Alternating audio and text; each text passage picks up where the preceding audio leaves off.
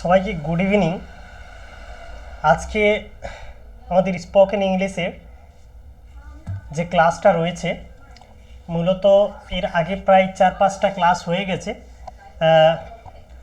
আজকে মূলত এটা 6 নম্বর ক্লাস, ঠিক আছে? তো যারা এর আগের ক্লাসগুলো না করেছেন, একটু দয়া করে রেকর্ডিং ভিডিওগুলো একটু দেখে নেবেন, তারপর এই ক্লাসটা করবেন। ওকে, আমরা এর আগে 10 নম্বর রুলস পর্যন্ত আমরা পড়েছিলাম, ঠিক আছে?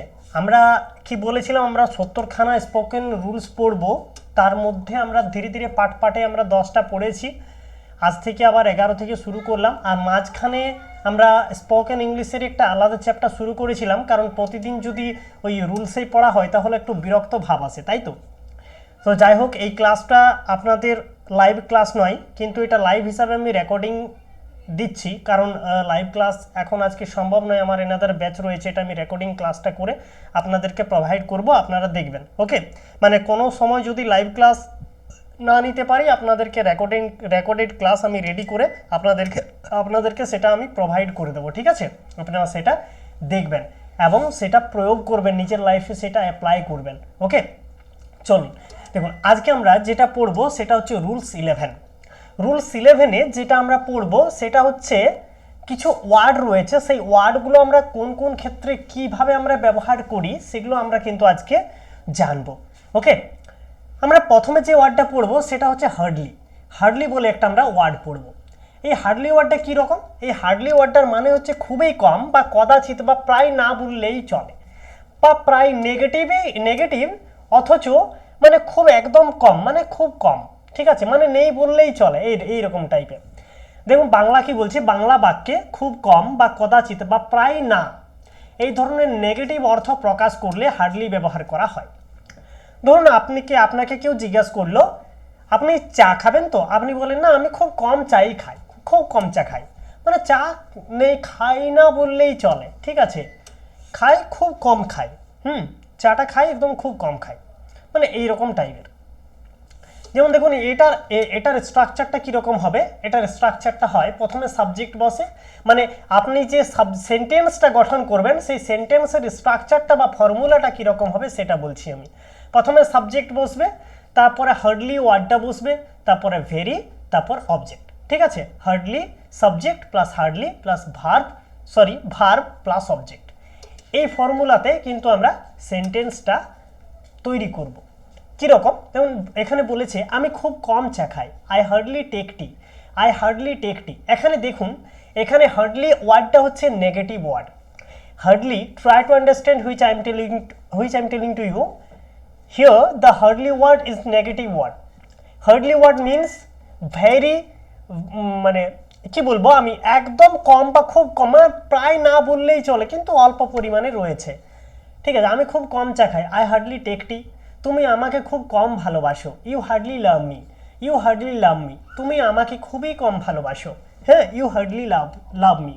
ইদানিং তোমাকে দেখাই যাচ্ছে না, মানে খুব কমই দেখা যাচ্ছে, মানে হয়তো সে ডুমুরের ফুল হয়ে গেছে, সে হয়তো 10 দিনে একবার দেখা যাচ্ছে, সেটা আরও 5 মিনিট, ঠিক আছে? মানে এইরকম টাইপ। ইদানিং তোমাকে দেখাই যাচ্ছে না, মানে দেখা যাচ্ছে না বললেই চলে, অল্প পরিমাণে দেখা যাচ্ছে, সেটা মানে না দেখার মতোই, এইরকম টাইপের। তুমি ইদানিং আমার সাথে ঘুরতে বের হও না, মানে এখন দেখছি কেউ হয়তো জিজ্ঞাসা করছে, তুমি ইদানিং আমার সাথে ঘুরতে বের হও না, you hardly hang out with me lately. You hardly hang out with me lately, হ্যাঁ, তুমি ইদানিং আমার সাথে ঘুরতে বের হও না। আপনাকে দেখার অপেক্ষা আর সইছে না, I can hardly wait to see you. আপনাকে দেখার অপেক্ষা আর সইছে না। তাহলে এই গেল আমাদের স্পোকেন রুলস 11। আমরা 11 নম্বর রুলসটা আজকে পড়লাম। 11 নম্বর রুলসে কি পড়লাম? 11 নম্বর রুলসে একটা আমরা ওয়ার্ড পড়লাম, যেটা হচ্ছে ওয়ার্ডটা হচ্ছে হার্ডলি। এই হার্ডলি মানে কি? দেখুন আমি বারবার বলছি, আই রিপিট অ্যাগেন, ঠিক আছে? You have to keep it in mind. Hardly ওয়ার্ডটা হচ্ছে খুব একটা নেগেটিভ ওয়ার্ড। এই ওয়ার্ডটার মানে হচ্ছে খুব কম বা কদাচিৎ বা প্রায় না বললেই চলে, বা নেই, প্রায় নেই, কিন্তু আছে, অল্প পরিমাণে আছে। এবং বাংলাটা আমি লিখে দিয়েছি, বাংলা বাক্যে খুব কম, কদাচিৎ বা প্রায় না এই ধরনের নেগেটিভ অর্থ প্রকাশ করলে আমরা হার্ডলি ব্যবহার করব, হার্ডলি ওয়ার্ডটা ব্যবহার করব। এরপর আমরা জানবো হার্ডলি তো ওয়ার্ডটা ব্যবহার করব, এটা আমরা বুঝলাম, কিন্তু কিভাবে ব্যবহার করব, ফর্মুলাটা কীরকম হবে, সেন্টেন্সের ফর্মুলাটা কীরকম হবে না মনে রাখবেন আপনারা সবাই। সেন্টেন্সের ফর্মুলাটা হবে প্রথমে বসবে সাবজেক্ট, এক মিনিট,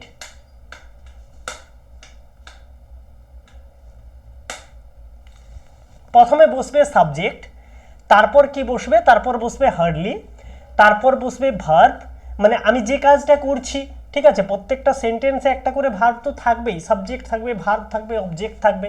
এই তিনটা জিনিস যদি না থাকে সেন্টেন্সে তাহলে কিন্তু সেন্টেন্স মেকিং হয় না, সেন্টেন্সটা আনকমপ্লিট থেকে যায়, কমপ্লিট হয় না, ঠিক আছে।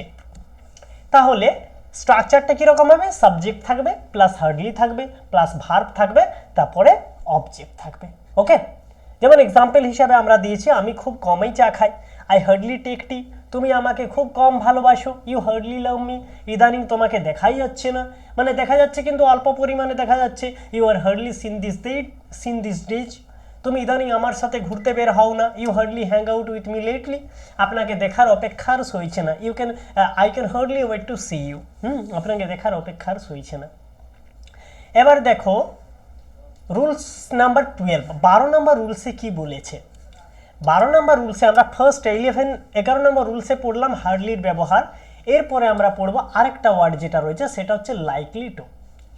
লাইকলি টু মানে কি, লাইকলি টু আমরা একটু কালারটা চেঞ্জ করে নিই, লাইকলি টু মানে হচ্ছে সম্ভাবনা, আপনার কিছু প্রবাবিলিটি রয়েছে, সম্ভাবনা রয়েছে, ঠিক আছে, মানে সেটা একটা আপনার সম্ভাবনা রয়েছে যে এটা হতে পারে, এটা ছিল বা এটা থাকতে পারে বা এটা আমি পেতে পারি, ঠিক আছে। ধরুন আপনাকে কেউ বলছে আজকে বৃষ্টি হবে, আপনি বলছেন হ্যাঁ আজকে বৃষ্টি হওয়ার সম্ভাবনা রয়েছে, সেই সম্ভাবনার ইংরেজি কি হচ্ছে লাইকলি টু। লাইকলি টু ওয়ার্ডটা আমরা কখন ব্যবহার করি, যখন প্রবাবিলিটি বোঝায়, যখন সম্ভাবনা বোঝায়, তখন আমরা লাইকলি টু ওয়ার্ডটা ব্যবহার করি। দেখুন আমি বাংলাতে লিখে দিয়েছি, বলছে বাংলা বাক্যের শেষে যদি সম্ভাবনা বা আছে, ছিল, থাকলে, তাহলে লাইকলি টু এই ওয়ার্ডটা কিন্তু ব্যবহার করা হয়। বুঝতে পেরেছো? তাহলে লাইকলি টু ওয়ার্ডটা ব্যবহার করা হয়। এটার স্ট্রাকচারটা কীরকম হয়, সেন্টেন্সের ফর্মুলাটা কীরকম হয় না মনে রাখবে, you have to keep it in mind. The structure of the sentence is, প্রথমে সাবজেক্ট বসে, তারপরে এম, ইজ, আর, ওয়াজ, ওয়ের, এই পাঁচটার মধ্যে যে কোনো একটা বসে যাবে। এগুলো তো হচ্ছে বি ভার্ব বা হেল্পিং ভার্ব, তাই না? এম, ইজ, আর, ওয়াজ, ওয়ের আমরা গ্রামার পোর্শনে পড়েছি, এগুলো হচ্ছে বি ভার্ব। তাহলে এগুলোর মধ্যে যে কোনো একটা বসবে, সবগুলো নয় কিন্তু, মনে রাখবে, হ্যাঁ, যে কোনো একটা কিন্তু বসে যাবে, সেটা সাবজেক্ট এবং মানে সেটা সাবজেক্ট হিসাবে বসে। তারপরে লাইকলি টু ওয়ার্ডটা বসবে, তারপরে ভার্বের 1 নাম্বার রূপ, তারপরে এক্সটেনশন, ইএক্সটি মানে হচ্ছে এক্সটেনশন মানে হচ্ছে বাকিটা, ঠিক আছে, বা কমপ্লিমেন্ট যেটাকে আমরা বলি। আমরা গ্রামার পোর্শনে পড়েছিলাম কমপ্লিমেন্ট কোনটা, কমপ্লিমেন্ট হচ্ছে কমপ্লিট অফ দ্য সেন্টেন্স, সেই কমপ্লিমেন্ট বা এক্সটেনশন যেটাই হোক না কেন। যেমন হাফিজের এ প্লাস পাওয়ার সম্ভাবনা আছে, Hafiz is likely to get A plus, Hafiz is likely to get A plus. আজ বৃষ্টি হওয়ার সম্ভাবনা আছে, আমরা কি বলবো, it is likely to rain today, it is likely to rain today, আজকে বৃষ্টি হওয়ার সম্ভাবনা আছে, it is likely to rain today. Okay, তার স্কলারশিপ পাওয়ার সম্ভাবনা আছে, কি হবে, তার স্কলারশিপ পাওয়ার সম্ভাবনা আছে, কি হবে, he is likely to get scholarship, he is likely to get scholarship.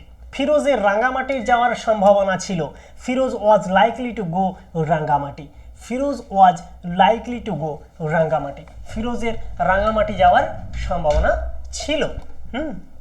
দেখুন এখানে ওয়াজ হয়েছে, ছিল বোঝাচ্ছে, এই ছিল বোঝাচ্ছে পাস্ট টেন্স, হ্যাঁ, তখন আমরা কি ব্যবহার করলাম, ওয়াজ ব্যবহার করলাম, ঠিক আছে। এগুলো কিন্তু মাথার মধ্যে রাখতে হবে।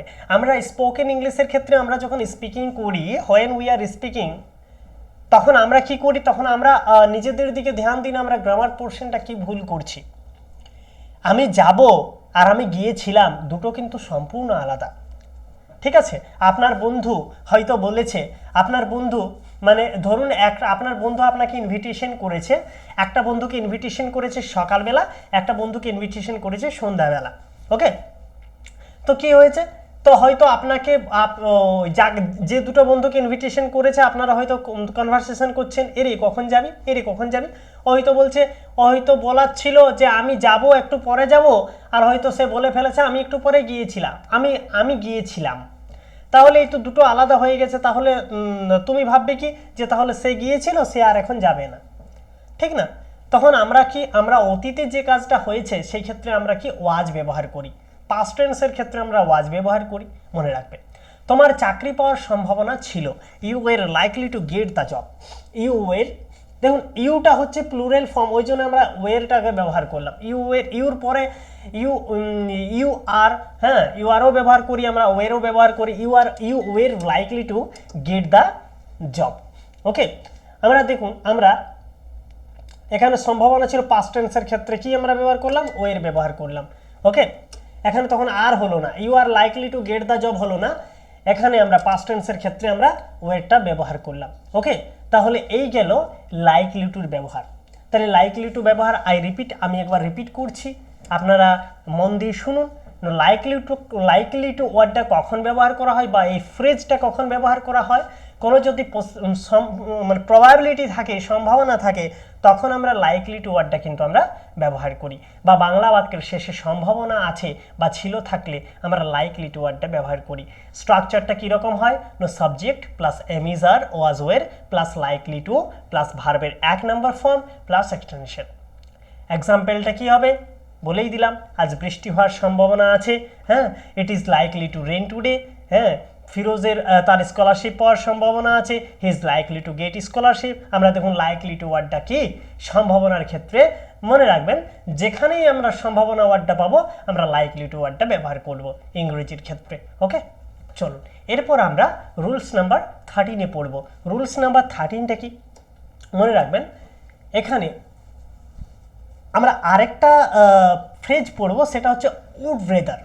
উড রেদার মানে কি বরং, এই আমরা বলি না, ও বরং তুমি এটা না ওটা যাও, বরং তুমি এখানে না ওখানে যাও, বরং তুমি এটা না খেয়ে এটা খাও, বলি তো আমরা, ঠিক না? বরং ওয়ার্ডটা ইউজ করি। তাহলে এই বরং ওয়ার্ডটা আমরা কেন, বরং ওয়ার্ডটা আমরা কীভাবে ইউজ করব বা কোথায় কোথায় ইউজ করব, এই সেন্টেন্সের স্ট্রাকচারটা কীরকম হবে, ফর্মুলাটা কীরকম হবে আমরা আজকে জানবো। দেখুন এটার স্ট্রাকচারটা কীরকম হবে না, প্রথমে বসবে সাবজেক্ট, আমরা সাবজেক্ট জানি সাবজেক্ট কোনটা, তারপরে উড রেদার, তারপরে ভার্ব। যারা এই সাবজেক্ট সম্বন্ধে না জেনেছেন বা গ্রামার পোর্শনে এই সবগুলো এই ওয়ার্ডগুলো না চিনতে পেরেছেন, আমার গ্রামার পোর্শনের যে রেকর্ডিং ক্লাসটা আছে সেই রেকর্ডিং ক্লাসটা কাইন্ডলি একটু দেখে নেবেন। Okay, subject plus would rather plus verb plus then plus verb plus extension. আরেকটা কথা বলি, আমি একটা নতুন ব্যাচ শুরু করছি যেটার নাম হচ্ছে কি বলবো, এই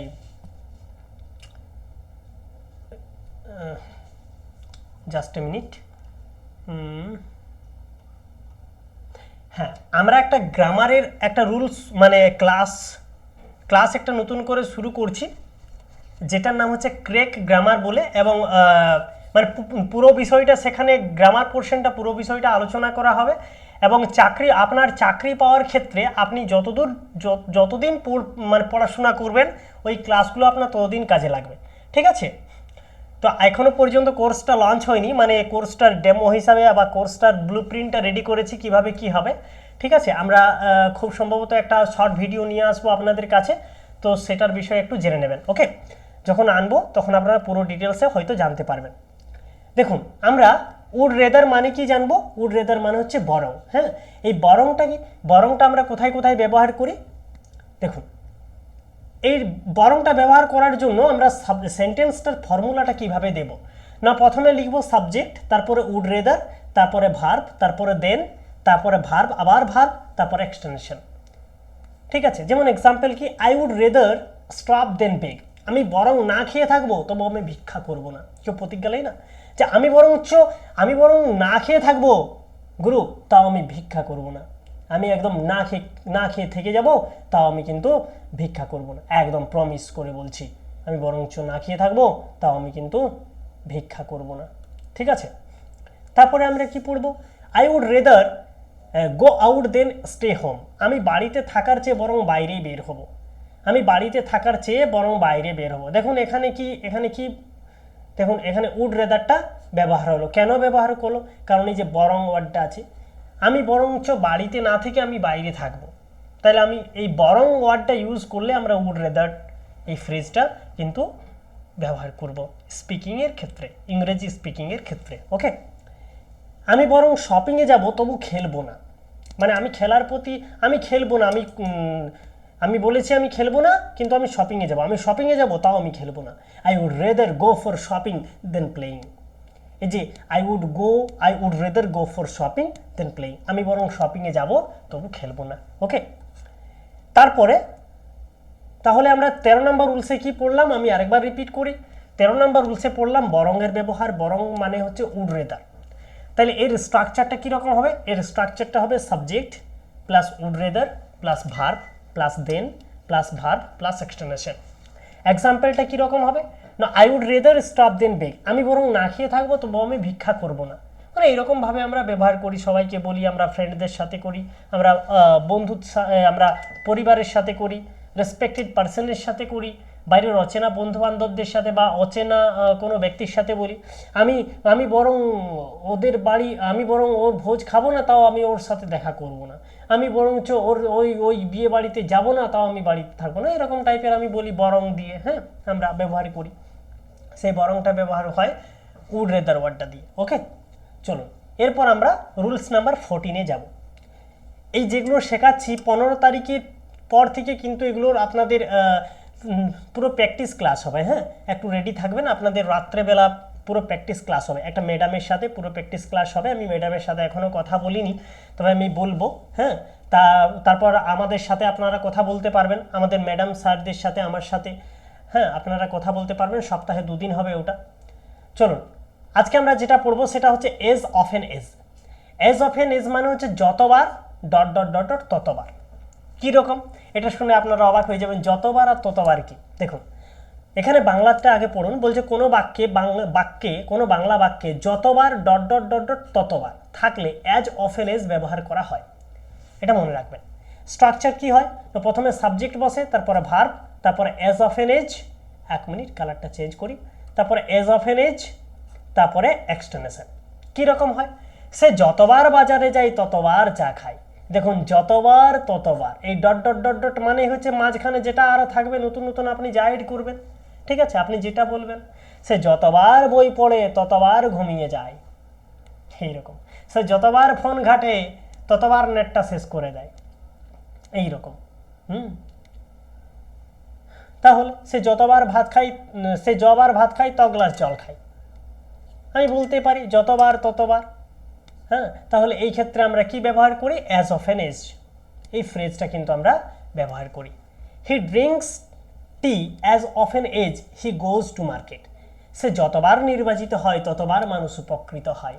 নির্বাচিত মানে হচ্ছে ভোটে জিতা, সে যতবার ভোটে যেতে ততবার মানুষ উপকৃত হয়। তাহলে কি আমরা বলবো, people get benefited as often as he is elected. People get benefited as often as he is elected. তুমি যতবার বাইরে যাও ততবার কাজের ক্ষতি হয়। The work is hampered as often as you go out. The work is hampered as often as you go out. ঠিক আছে, তুমি যতবার বাইরে যাও ততবার কাজের ক্ষতি হয়। তাহলে আমরা যতবার ততবারের ক্ষেত্রে আমরা কি বললাম, অ্যাজ অফেন এজ, এই ফ্রেজটা কিন্তু ব্যবহার করা হয়। আচ্ছা, এটাকে আমরা ফ্রেজ বলছি কেন, এই এজ অফেন এজ, এই যে এজ অফেন এজ, এটাকে আমরা ফ্রেজ বলছি কেন, PHRASE ফ্রেজ বলছি কেন, মনে রাখবেন। দেখুন এজটা হচ্ছে একটা ওয়ার্ড, অফেনটাও হচ্ছে একটা ওয়ার্ড, আর একটা এজ আছে, 3টাই ওয়ার্ড। তাহলে 3টা ওয়ার্ড একসাথে মিশে যখন একটা ওয়ার্ডে পরিণত হয়, মানে অ্যাজ অফেন এজ মানেই হচ্ছে যতবার ততবার, যখন একটা ওয়ার্ডে পরিণত হয় তখন তাকে ফ্রেজ বলি আমরা, ফ্রেজ। ঠিক আছে, এজ অফেন এজ। তারপর আমরা কি পড়ব, স্পোকেন রুলস 15। আমরা 15 নম্বর রুলসটা পড়ব। দেখি আজকে কতগুলো রয়েছে, 15, 16, 17, 18, 19, 20 পর্যন্ত রয়েছে। 20টা আমরা রুলস আজকে পড়ব। ঠিক আছে, দেখুন একটু তাড়াতাড়ি করি। আমরা 15 নম্বর রুলসে কি পড়ব, বলছে ইট ইজ হাই টাইম, ইহা উপযুক্ত সময়। ইট ইজ হাই টাইম মানে কি, ইহা উপযুক্ত সময়। হ্যাঁ, এটার স্ট্রাকচারটা কীরকম হবে, it is high time to plus verb plus extension. It is high time to plus verb plus extension. এটার এক্সাম্পলটা কি? এটাই প্রস্তুতি গ্রহণের উপযুক্ত সময়, it is high time to take preparation. Okay, দেখুন যারা উচ্চ মাধ্যমিকের রেজাল্ট ভালো করতে পারলেন না তাদের জন্য আমি একটা কথা বলি, সময় কিন্তু পেরিয়ে যাচ্ছে। সময় যদি আপনি যদি সময়টাকে কাজে লাগাতে পারেন তাহলে সেই সময় আপনাকে সেই সময় আপনার মানে যদি আপনি সময়টাকে কাজে লাগাতে পারেন তবেই আপনার বেনিফিট হবে, তাছাড়া হবে না। আপনি সারাদিন হয়তো ফোন ঘাঁটছেন, সারাদিন হয়তো ইনস্টাগ্রামে ব্যস্ত, রিলস করে ব্যস্ত, আপনি হয়তো ফেসবুকে ব্যস্ত। এখন সোশ্যাল মিডিয়া প্রচুর খারাপ, আপনি সোশ্যাল মিডিয়া ব্যবহার করুন আপনার স্টাডির ক্ষেত্রে ব্যবহার করুন, এডুকেশনাল পারপাসে ব্যবহার করুন, সেটাকে সময় ব্যয় বলে না, সেটাকে সময় অপচয় বলে না। আপনি যদি অযথা, যেটা এডুকেশনাল পারপাসে নয় সেই হিসাবে যদি আপনি সময় নষ্ট করেন তাহলে কিন্তু এটা আপনি ভুল করছেন, ঠিক আছে? এটাই কিন্তু প্রিপারেশন নেওয়ার কিন্তু সঠিক সময়, it is high time to take preparation, you have to keep it in mind. Okay, এই সময় যদি পেরিয়ে যায় তাহলে কিন্তু আপনার কোনো করার ক্ষমতা থাকবে না, আপনার আর কিচ্ছু করার থাকবে না, ঠিক আছে? এই যে যারা মাধ্যমিক দিলেন, উচ্চ মাধ্যমিক দিলেন, যাদের রেজাল্ট মোটামুটি রয়েছে, যাদের রেজাল্ট মানে একেবারে খুব নিম্নমানের রয়েছে, আর এটা আপনারা কিন্তু পাবেন না। আপনি ইনস্টাগ্রাম কালকেও ব্যবহার করতে পারবেন, 10 বছর পরেও ব্যবহার করতে পারবেন, কিন্তু মাধ্যমিক উচ্চ মাধ্যমিক এগুলো কিন্তু বারবার হবে না। এই কথাগুলো মাথায় রাখবেন। যারা ক্লাসটা করছেন তাদেরকে বলি, আজকে যদি না আপনি প্র্যাকটিস করেন স্পিকিংয়ের ক্ষেত্রে, 1 বছর পরে কিন্তু এগুলোও ভুলে যাবেন। এই থিওরি ক্লাসের কোনো মানে নেই, থিওরি ক্লাসের কোনো কাজ নেই যদি না প্র্যাকটিস করেন। আমরা আপনাকে প্র্যাকটিস করাবো শুধুমাত্র আপনার ভালোর জন্য। আপনাকে বাড়িতে প্র্যাকটিস করতে হবে, আপনাদের ফ্রেন্ডের সাথে প্র্যাকটিস করতে হবে, আপনাদের পরিবারের সাথে প্র্যাকটিস করতে হবে। আমি 1 ঘন্টা 15 মিনিটের ক্লাসে আপনি শুধু শিখবেন, আমি আপনাকে শেখাবো। প্র্যাকটিসের দায়িত্ব আপনার। প্র্যাকটিস যদি না করেন, প্র্যাকটিস উইথ ট্যাকটিস, মনে রাখবেন, প্র্যাকটিস উইথ ট্যাকটিস। শুধু প্র্যাকটিস করলেই হবে না, কৌশলের সাথে প্র্যাকটিস করতে হবে, ঠিক আছে? কিভাবে শর্টকাটে আমি সেই জিনিসটা কমপ্লিট করে তুলব। লং প্রসেস তো সবাই করে, শর্টকাট কে জানে? শর্টকাটটা আপনাকে তৈরি করে নিতে হবে, সেটাই আমি শেখাবো কিভাবে শর্টকাট করতে হয়। আপনারা শুধুমাত্র অ্যাপ্লাই করবেন। ওকে, চলুন, কি বললাম? এটাই প্রস্তুতি গ্রহণের উপযুক্ত সময়, it is high time to take preparation. ইংরেজি শেখার এটাই উপযুক্ত সময়, it is high time to learn English. তোমার কেরিয়ার গড়ার এখনই উপযুক্ত সময়, it is high time to build your career, it is high time to build your career. এই সমস্যাটিকে সমাধান করার ইহাই উপযুক্ত সময়, it is high time to solve this problem.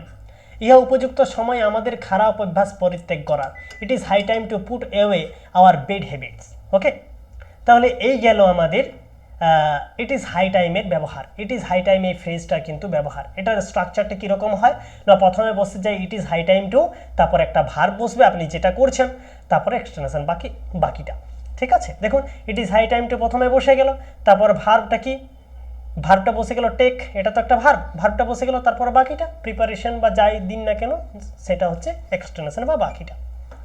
চলো, তারপরে কি দেখুন, আমরা 16 নম্বরে কি পড়বো? 16 নম্বরে পড়বো সো দ্যাটের ব্যবহার। সো দ্যাট মানে হচ্ছে এতই যে, সো দ্যাট মানে হচ্ছে এতই যে। বাক্যে এই এতই যে অর্থ প্রকাশ পেলে সো দ্যাট ব্যবহার করা হয়। কি বললাম? বাক্যে এই এতই যে এই অর্থটা প্রকাশ পেলে আমরা সো দ্যাট ওয়ার্ডটা ব্যবহার করি। স্ট্রাকচারটা কীরকম? Subject plus am is are plus so plus adjective plus that plus subject, তারপরে ভার্বের 1 নম্বর ফর্ম, তারপরে extension.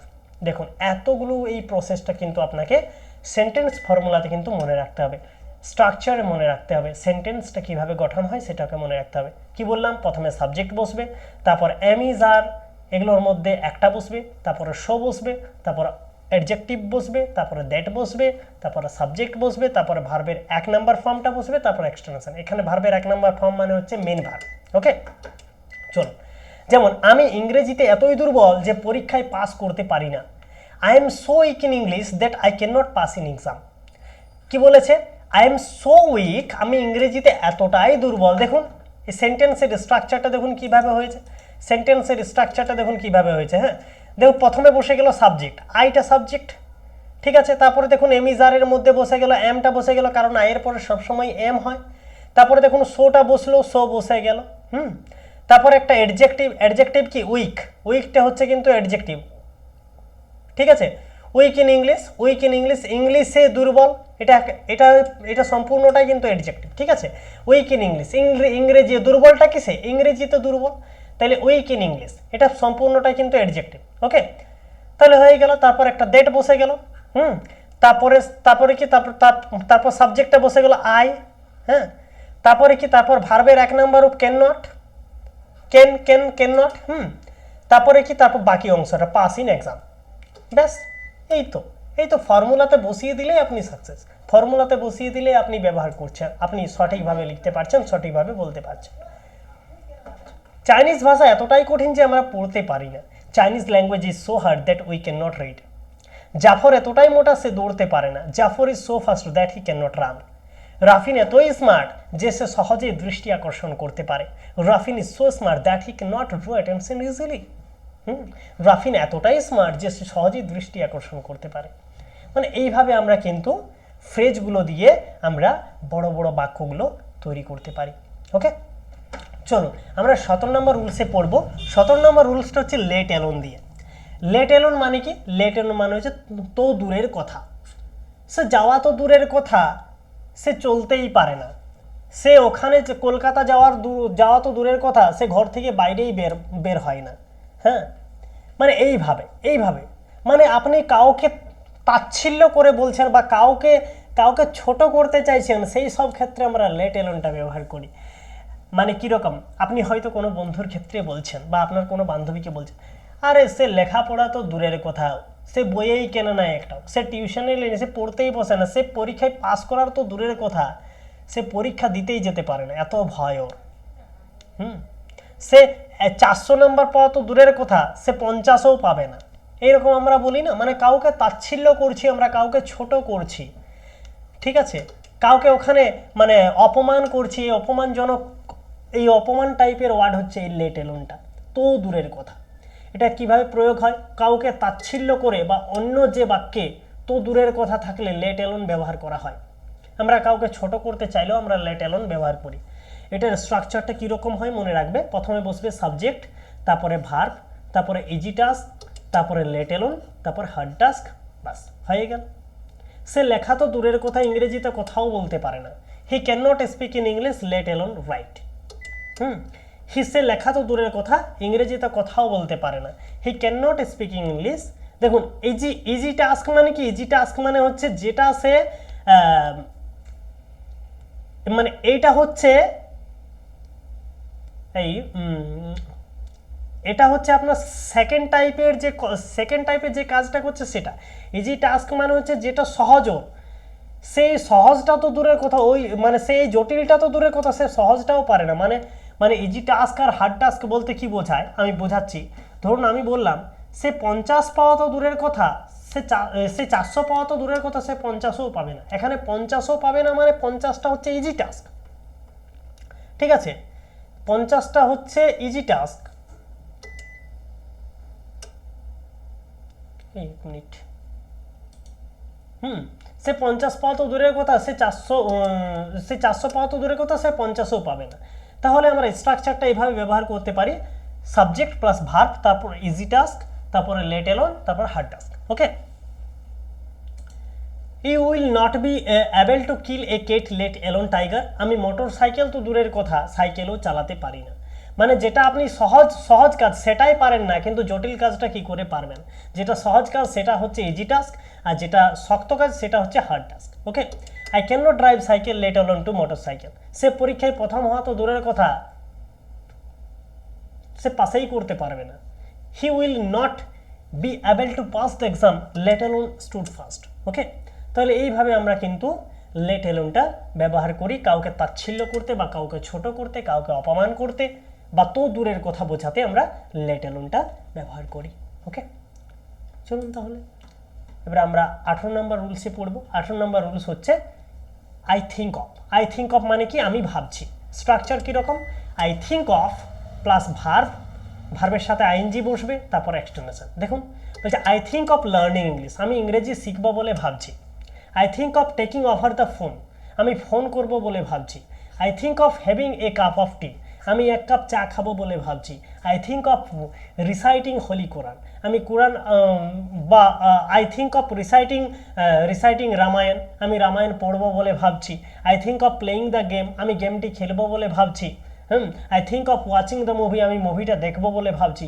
I think of going there, আমি সেখানে যাব বলে ভাবছি। আমি সেখানে যাব বলে ভাবছি। I think of buying a bike, আমি বাইক কিনবো বলে ভাবছি। তাহলে এইভাবে আমরা আই থিঙ্ক অফ ওয়ার্ডটা কিন্তু ব্যবহার করতে পারি। এগুলো একটু দেখে নেবেন, ভালোভাবে লেখা আছে। তারপর আমরা 19 নম্বর রুলসে পড়বো শুড হ্যাভ। শুড হ্যাভ মানে কি? শুড হ্যাভ মানে হচ্ছে উচিত ছিল। এই উচিত ছিল ওয়ার্ডটা, ওই উচিত ছিলর ক্ষেত্রে আমরা শুড হ্যাভ ওয়ার্ডটা ব্যবহার করি। এক্ষেত্রে স্ট্রাকচারটা কীরকম হবে? প্রথমে অবশ্যই সাবজেক্ট, তারপরে শুড হ্যাভ, তারপরে ভার্বের পাস্ট পার্টিসিপেল ফর্মটা মনে রাখবে, ভার্বের পাস্ট পার্টিসিপেল ফর্ম, তারপর এক্সটেনশন। ঠিক আছে? পিপি ওই যে ভার্বের সেকেন্ড ফর্ম যেটা, ভার্বের থার্ড ফর্ম, ভার্বের 1 নম্বর ফর্ম কি? প্রেজেন্ট, তারপরে পাস্ট, তারপর পাস্ট পার্টিসিপেল পিপি। আমার কম্পিউটার শেখা উচিত ছিল। I should have learn computer.